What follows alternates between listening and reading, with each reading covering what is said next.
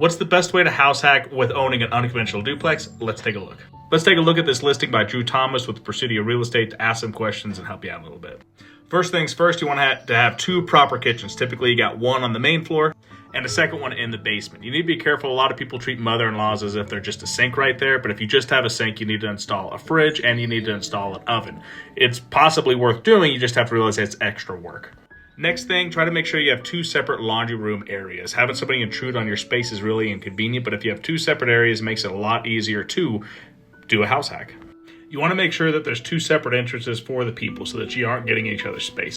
One of the last big items is making sure that you have the proper parking for the place. Sometimes people depend on street parking, but in the winter times in places like Utah, you can't always do that. So make sure you have enough parking for the amount of people you have expected to be in the downstairs.